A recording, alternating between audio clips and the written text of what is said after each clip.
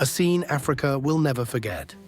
In the heart of Washington, on a polished stage of power, 5 African heads of state stood tall, or tried to. They were dressed in dignity, cloaked in diplomacy, and ready to present their nations with pride. But within minutes, the world would see that they had not come to speak as leaders. They had come to be instructed. It was July 8, 2025. In the historic White House State Dining Room, President Donald Trump, back in office and bold as ever, smiled for the cameras as the 5 African presidents entered one by one. The media was buzzing. Africa's presence in Washington was being broadcast globally. And yet, just as the first African leader rose to deliver his prepared remarks, Trump leaned in and interrupted. The words echoed across the room, casual, commanding, "Just say your name and country. That'll be great." No vision, no plans, no negotiations, just a name, just a flag. That's all they were allowed. This wasn't diplomacy, it was a performance, a message, loud and clear, not only to those 5 men, but to 1.4 billion Africans. You are not here to shape the agenda. You are here to listen. Today, we unpack this humiliation, moment by moment, and we ask, how did we get here? And more importantly, how do we rise beyond this? Before we dive in, please like, share, subscribe, and don't forget to hit the notification bell if you have yet done so. The Chosen 5, why these leaders? Let's begin with the question nobody dares to ask, why these 5? Trump didn't summon Africa's most influential presidents. He didn't call for Nigeria with its booming population and growing tech scene.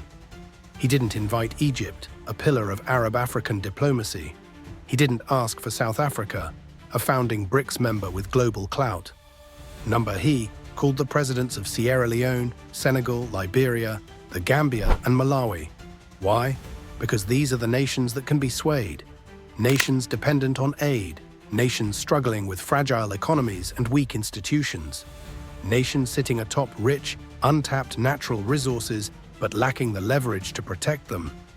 Senegal and the Gambia, offshore gas, Sierra Leone, diamonds and rare earths, Liberia, forests, gold and iron ore. Malawi, uranium and lithium.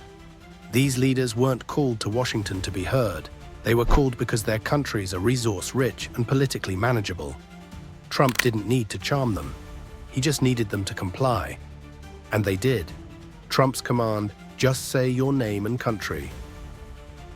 Imagine preparing for months, flying across continents, arriving at the most powerful office in the world, ready to speak for your people, and then, at the moment of truth, being told to stay silent. As one of the African leaders opened his folder, prepared to speak of trade, security, and investment, Trump waved dismissively and interrupted, "Just say your name and country. That'll be great." That phrase wasn't just a rude dismissal, it was a power move, a reminder that in this room, America dictates, Africa obeys. What made it worse? They complied. One by one, they stood, introduced themselves, and sat down. No challenge, no pushback, no pride. This wasn't diplomacy, it was domination, televised. In that moment, we saw the crisis of African leadership on display.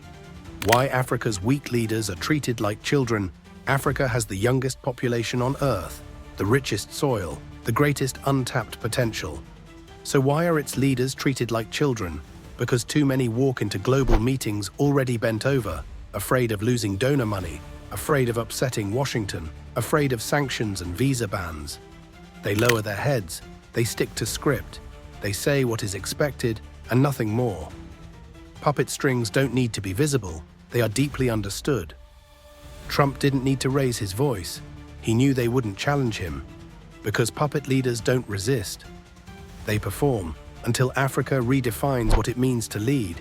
With spine, not smiles, it will continue to be invited, only to be ignored. What was said and what was never allowed, some of these presidents came with carefully prepared speeches. Their ministers drafted messages of hope, resilience, and strategy. But none of it was delivered.